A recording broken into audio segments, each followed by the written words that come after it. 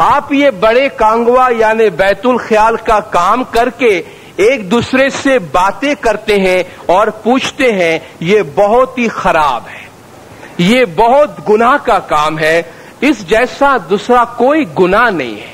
اور یہ بات کرنے والے کو خدا پوچھے گا کہ اس نے کیوں بات کی، اور پوچھنے والے کو پوچھے گا کہ تو نے کیوں پوچھا، اس وقت کیا جواب دو گے؟ اگر بڑا کام کر کے کسی کو بات کرے گا تو وہ جہنم میں جائے گا۔ آپ اس کام میں داخل ہوتے ہیں اور جو چیز آپ کو ملی ہے اس کے متعلق دوسروں سے بات نہ کرنا، یہ بہت ہی ضروری بات یاد رکھنا کہ اس کی بات دوسروں سے نہ کرنا، اس کام کے متعلق کسی سے بات نہ کرنا، یہ آپ کے اپنے لیے ہے، دوسروں سے بات کرنے کی اجازت نہیں ہے۔ اب ہم اس کام کے متعلق فرمان فرماتے ہیں، آپ ہم سے یہ وعدہ کریں کہ اس کی آپ کسی سے بات نہیں کریں گے۔ عورتوں کو خاص طور پہ مولا نے فرمایا، یہ عورتوں کے لیے فرمان ہے، اپنے خفیہ دھرم کے متعلق یعنی معرفت کی بات کسی سے نہ کرنا، اگر کریں گے تو اپنے آپ کو گنوا بیٹھیں گے۔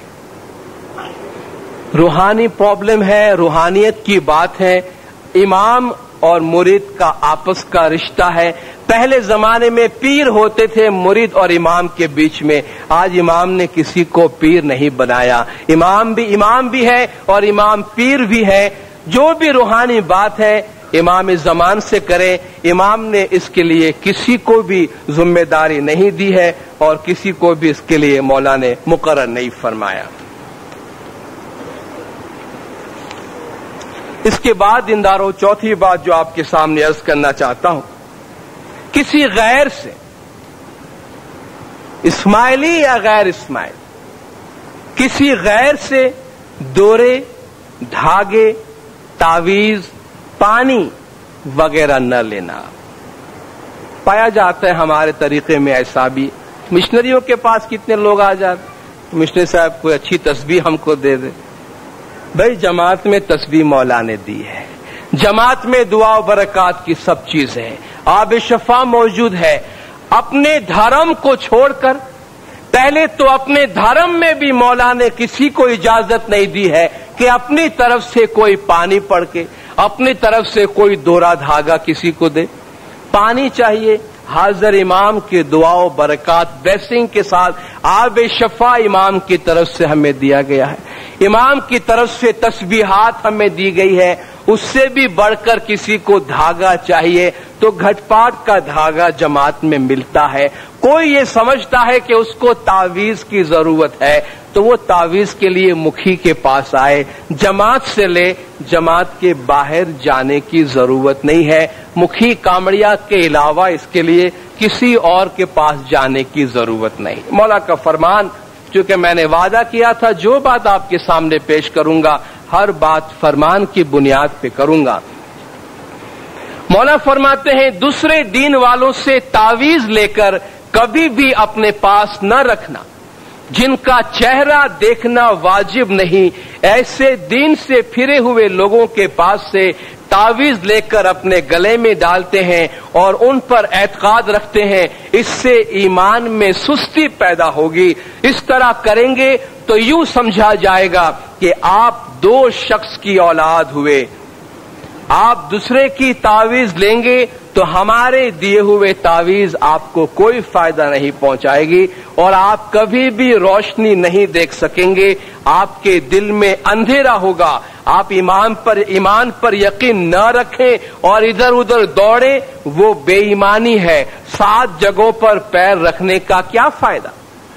یہاں وہاں دوڑنے والے اگر کبھی ہمارے نزدیک بھی ہو تب بھی وہ ہم سے دور ہے۔ ایسے لوگ یہاں آئے تب بھی انہیں شک رہتا ہے، دوسری جگہ پر بھی انہیں شک رہتا ہے۔ ایسے شخص کا ایمان کسی بھی جگہ قائم نہیں رہتا، اس کے دل میں ہمیشہ شک بھرا ہوا رہتا ہے۔ آپ اپنا ایمان مضبوط رکھیں۔ اگر کوئی شخص آپ کو الٹی سیدھی سمجھائے تو اس کی باتیں کبھی بھی قبول نہیں کرنا۔ عام طور پر دینداروں، جسمانی بیماریاں، تکالیف آتی ہیں، ہم یہ نہ سمجھے کہ ہم پہ تکلیف نہیں آنی چاہیے، مشکل نہیں آنی چاہیے. ہم میں سے کون ایسا ہے جس پہ کوئی تکلیف، آفت، مصیبت نہیں؟ دیندارو، امام جو سارے جہان کا مشکل کشا ہے، جسمانی طور پر امام کو بھی بیماری آتی ہے، امام کے گھر میں بھی بیماری آتی ہے، امام کے بچوں کو بھی ایکسیڈنٹ سے سابقہ پڑتا ہے. یہ چیزیں دنیا میں ہے، اسے برداشت کرنا سیکھنا چاہیے اور جسمانی مسائل کا جسمانی علاج ڈھونڈے. آج حاضر امام نے اتنی زبردست ہاسپٹل بنائی ہے، وہ بیماریوں کا علاج کرنے کے واسطے. بچے کو 2 چھینک کیا آ گئی، پیٹ میں درد کیا ہو گیا، یہ ضرور کسی نے کچھ کیا ہے، یہ پڑوسن کی نظر لگ گئی ہے یا فلان کو ہم نہیں بھاتے، اس نے کچھ کر دیا ہے، اب اس کا توڑ ڈھونڈو. اب جس کے پاس آپ توڑ کے لیے جائیں گے وہ تو اپنی دکان چمکائے گا نا، وہ تو کسی کا نام آپ کو دے گا، فلان نے تمہارے ساتھ یہ کیا ہے، فلان نے یہ کیا ہے، اس کا توڑ یہ ہے. وہ آپ کے ایمان کے ساتھ کھیلے گا. اگر ان بھگتوں کے تعویذوں سے اور پانی سے سارا علاج ہوتا تو حاضر امام یہ کروڑوں ڈالر کا ہاسپٹل نہیں بناتے، 200-500 بھگتوں کو لا کے بٹھا دیتے کہ ہماری جماعت کا علاج کراؤ. لیکن ان ہاسپٹل میں ایک بھی بھگت پانی لے کے نہیں بیٹھا ہوا ہے، سب انٹرنیشنلی کوالیفائڈ ڈاکٹر بیٹھے ہوئے ہیں. اور امام نے فرمایا 1 نہیں 2 ڈاکٹر سے جا کے مشورہ کرو اور اپنے بیماری کا علاج کراؤ.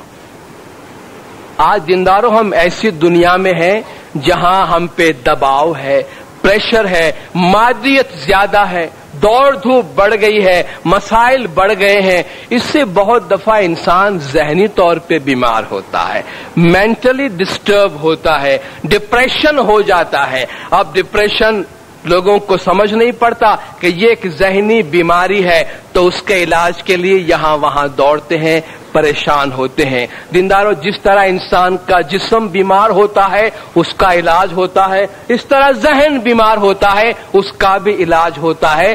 خدا نہ خواستہ کبھی ذہنی مسئلہ ہو تو ذہنی ڈاکٹر جو ہے ماہر امراض کے، ان کے پاس آپ جائیں، سائیکیٹرسٹ کے پاس جائیں، جسمانی پرابلم کے لیے ان کے پاس جائیں اور ان تمام مشکلات کو برداشت کرنے اور طاقت کے لیے زمانے کے امام سے مدد مانگے. البتہ روحانی علاج اپنی جگہ پر ہے، ہم جسمانی علاج کرائے اور روحانی دعائیں امام کی طرف سے، امام کی بلیسنگز ہم لے. یہ نہ سمجھیں کہ یہ ڈاکٹرز ہاسپٹل فضول ہے اور آپ روحانی ہر مسئلے کے لیے روحانی علاج ڈھونڈنے کے واسطے نکلے. روحانی پرابلم کا روحانی علاج ہے، جسمانی مسئلے کا جسمانی علاج ہے. اس لیے حاضر امام ڈاکٹرز کے پاس بھیجتے ہیں. تو اپنا طبی معائنہ کروائیں اور جسمانی مسائل کا علاج کروانے کی کوشش کریں. دینداروں، آخر میں 1-2 باتیں اور آپ کے سامنے پیش کرنا چاہتا ہوں. ہمارا طریقہ جس طرح میں پہلے عرض کر گیا خوشی کا طریقہ ہے. حاضر امام میں مانتے ہیں، ہر طریقے کی اپنی ایک پہچان ہے، اپنی ایک شناخت ہے. ہمارے ایک اس مسلم برادری ہے، شیعہ طریقے کی، شیعہ مذہب کی ایک شاخ ہے، اثنا عشری حضرات. ان کا ایک علامتی نشان ہے. ان کا علامتی نشان اس بنیاد پر ہے کہ ان کے ہاں غائب امام اور جو امام شہید کیے گئے ہیں ان کا بہت غم منایا جاتا ہے. ساری زندگی غم میں گزرتی ہے اور اس غم کی نشاندہی کے واسطے ان کی زندگی میں غم کا جو بہت بڑا حصہ ہے اس کی علامت کے طور پہ ان میں کالا رنگ بہت زیادہ نمایاں ہوتا ہے. وہ کالے کپڑے بہت زیادہ پہنتے ہیں، خاص طور پہ محرم کا مہینہ ہو تو کالے کپڑے بہت زیادہ ان میں پہنے جاتے ہیں. یہ ان کا ایک امتیازی نشان ہے کہ ان کے ہاں غم کا کانسیپٹ بہت زیادہ ہے. ہم ان کے مقابلے میں ہیں کہ ہم حاضر امام میں مانتے ہیں اور ہم میں غم کا کوئی کانسیپٹ نہیں ہے. اور ہمارا امتیازی نشان یہ ہے کہ ہم کالا کپڑا نہیں پہنتے. جس طرح اثنا عشری دینی طور پہ، مذہبی عقیدے کے طور پہ کالا کپڑا پہنتے ہیں، اسماعیلیوں کو یہ ڈسکریج کیا گیا ہے. 1920 میں مولا کراچی تشریف لائے تھے، कुछ औरतें काले कपड़े में मौला के सामने बैठी थी, काली पछेड़ी पहनी थी। इमाम ने फरमाया, ये काले कपड़े पहनकर इमाम के हुजूर में क्यों आए? तुम्हारा दीन जो है, तुम्हारा मजहब खुशियों का है, ये काला कपड़ा गम का लिबास है। इमाम ने फरमाया, काले लिबास वालों के साथ जाके बैठोगे तो तुम्हारा दिल भी काला हो जाएगा। एक शख्स एक दफा मौला के हुजूर में काम किया करता था, स्याह लिबास में मौला के हुजूर में गया। इमाम ने फरमाया, क्या बात है, कौन मर गया है तुम्हारा? खुदावंद आपकी मेहरबानी है, सब खैरियत से है। तो फिर ये मातम का लिबास, काला लिबास क्यों पहना है तुमने? सरकार गलती हो गई। एक जगह मौला गए, कुछ इस्माइली बच्चों को मौला के सामने पेश किया गया, सबके सर पे काली टोपियां थी। इमाम ने नाराजगी का इजहार फरमाया, फरमान में है काली टोपी नहीं पहनना। उसी वक्त इमाम ने फरमाया, इन सारे बच्चों की टोपियां बदला दो, चेंज कर दो। तो हमारा एक इम्तियाजी निशान है, इस्माइली काले कपड़े नहीं पहनते, जमात खाने तो बिल्कुल नहीं पहनते। इसलिए काले कपड़े पहनने से गुरेज करना चाहिए। जो साइकियाट्रिस्ट है, साइकोलॉजिस्ट है, साइंटिस्ट है, उन्होंने भी जो रिसर्च किया है उसकी बुनियाद पे भी वो बताते हैं कि इंसान जिस लिबास, जिस रंग का कपड़ा पहनता है, उसका असर उसकी तबीयत पे और उसके मूड पे पड़ता है। उसमें जो लोग काला लिबास ज्यादा पसंद करते हैं या पहनते हैं, उन्होंने लिखा है कि उससे इंसान का जो मूड है उसमें या तो तशद्दुद बहुत ज्यादा होता है या मायूसी बहुत ज्यादा होती है। इमाम ने इन चीजों से दूर रहने का फरमान किया, हम उससे दूर रहे। और एक आखिरी बात दीनदारों आपके सामने पेश करके अपनी जगह लूंगा कि हम बैयत करके दीनदारों एक दायरे में दाखिल होते हैं जो हमारे मजहब का दायरा है। और इस मजहब में इस बात की बड़ी अहमियत है कि हम अपना माहौल बनाते, चूंकि हमारा तरीका ऐसा है जिसको हर शख्स नहीं समझ सकता है, इसलिए हम कोशिश करते हैं कि अपना माहौल हो, उसी माहौल में हम रहें ताकि उसमें हम अपने मजहब पे अमल कर सकें। कभी कभी ये माहौल डिस्टर्ब हो जाता है तो मजहब पे अमल करने की तकलीफ होती है। जैसे कि दुनिया में बहुत सी ऐसी जगह हैं जहां एक या दो इस्माइली फैमिली सुन्नियों के दरमियान या ईसाइयों के दरमियान या किसी और मजहब के दरमियान रहते हैं तो रफ्ता रफ्ता उन पे असर पड़ता है। इसलिए आप देखिए, हाज़िर इमाम खास हिदायत फरमाते हैं, जो दूर उफ्तादा इलाकों में बड़ी जमातों से दूर रहते हैं उनका खास ख्याल रखा जाए और हो सके तो उन जमातों को जमात से करीब लाया जाए, बड़ी जमातों से। क्यों? कि मजहब पे अमल करने के लिए माहौल का बड़ा गहरा असर है। इसलिए हमारे पीरों ने भी अपने गिनानों में नात पे बड़ा जोर दिया है, तरीके में रहने का। लेकिन दीनदारों, आजकल देखा गया है गो ये बहुत ही जाती मामलात है जमात के, लेकिन मैं उस पहलू की निशानदही करना चाहता हूं जो जाती नहीं रहता, जमाती हो जाता है। कि हमारे नौजवान लड़के या लड़कियां, माजरत चाहता हूं किसी पे इसका इतलाक होता हो, कुछ आजादी से जमात से बाहर शादी करने का फैसला कर रहे हैं, अपने तरीके से बाहर, इस्माइली मजहब से बाहर शादियां पहले के मुकाबले में ज्यादा होने लगी है। कहां शादी करना, कहां नहीं करना, लोगों की अपनी मर्जी की बात जरूर है, लेकिन अगर वो महज अपनी जात तक महदूद है तो कोई बात है।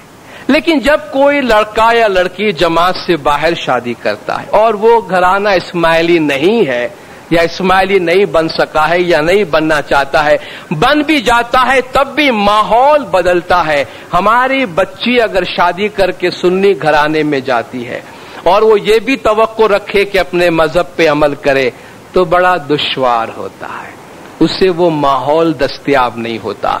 इससे हमारे जमात की जो बाउंड्री है उसमें दरारें पड़ने लगती है। नौजवान लड़के बाहर शादी करते हैं, बहुत शादियां बाहर हुई है। जब शादी की जाती है उस वक्त मरहला चूंकि जोश का होता है, इसलिए होश की बात कोई समझ में नहीं आती। लेकिन जब होश में आते हैं तो काफी देर हो चुकी होती है और कहते हैं काश हमने आपका मशवरा पहले सुना होता تو بات کہیں کی یہیں رہ جاتی.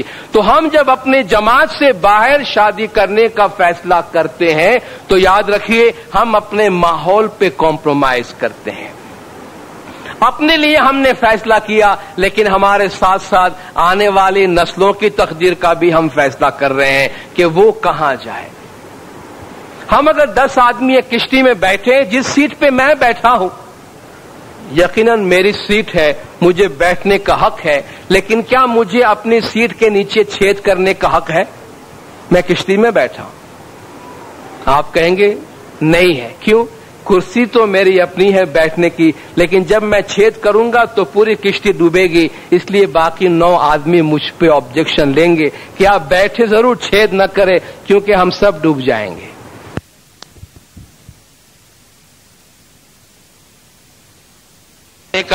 ہم سمجھتے ہیں کہ ذاتی معاملہ ہے اور ہم کسی کے ذاتی معاملے کو دخل نہیں دینا چاہتے، لیکن وہ اتنا ذاتی رہتا نہیں ہے. اس میں فیملیز انوالو ہو جاتی ہے، مذہب پہ عمل کرنا دشوار ہو جاتا ہے. ہمارے کتنی باطنی چیزیں ہیں جو خود ہم اپنے جماعت کے درمیان کھل کے بات نہیں کرتے، لیکن وہ باتیں رفتہ رفتہ جماعت سے باہر جاتی ہے. امام زمان کو تکلیف ہوتی ہے اور جماعت کے لیے ایک مشکل مرحلہ پیدا ہوتا ہے. اگر کسی کو جماعت میں دلچسپی نہیں ہے، اگر کسی کو جماعت سے محبت نہیں ہے، اگر کسی کو زمانے کے امام سے کوئی خاص لگاؤ یا کوئی خاص محبت نہیں ہے، تو میں ان کی بات نہیں کرتا. وہ اگر اپنا مذہب چھوڑ کے جانا چاہتے ہیں، مذہب کے لیے کوئی فرق نہیں پڑتا تو ٹھیک ہے. لیکن جن کو اپنے مذہب سے لگاؤ اور محبت ہے تو یاد رکھیے مذہب ہم سے قربانی بھی مانگتا ہے اور ہمارا پورا ماحول ہمارا کنٹریبیوشن مانگتا ہے. مولا کا ایک فرمان میں آپ کے سامنے پڑھتا ہوں، پھر اپنی جگہ لوں گا. خواتین کو مولانا حاضر امام نے یہ فرمان فرمایا ہے کہ جب آپ کے بچے بڑے ہو، آپ ان کو تعلیم دے، تو مولا فرماتے ان کی پرورش، اپنے بچوں کی پرورش اس طرح ہونی چاہیے کہ وہ باقاعدگی سے اپنی دعا بندگی ادا کرے، جماعت کے حدود کے اندر رہے، جماعت کے دائرے کے اندر رہے، جماعت کے قوانین کے اندر رہے، جماعت کے طور طریقوں کے مطابق رہے اور جماعت کے مکمل ممبران بنے. تو جب ہم بچوں کو ٹیچ کرتے ہیں، ٹریننگ دیتے ہیں، یہ ٹریننگ بھی ساتھ میں رکھے کہ ہم ہمارے اسماعیلی طریقے کی پریکٹس اور اس ماحول کو برقرار رکھنے کے لیے ہمارا طریقہ ہم سے کیا چاہتا ہے، اور کوئی بھی ایسا قدم اٹھانے سے پہلے 10 دفعہ اپنے آپ سے پوچھے کہ میں کسی بھی طرح اپنی جماعت کو، اپنے طریقے کو اور اپنے طریقے کے ماحول کو نقصان تو نہیں پہنچاتا. یہ سب ہماری ذمہ داریاں ہیں. دینداروں، یہ چند باتیں تھی جو میں آپ کے سامنے پیش کرنا چاہ رہا تھا. آپ جماعت نے خاموشی سے سنا، آپ کے سامنے بولنے کا موقع دیا گیا. آپ سب کا بہت بہت شکریہ.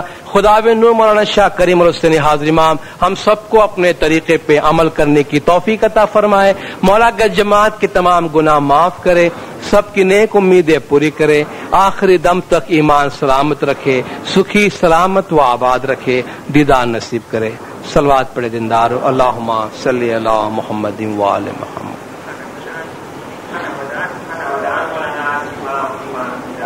آمین.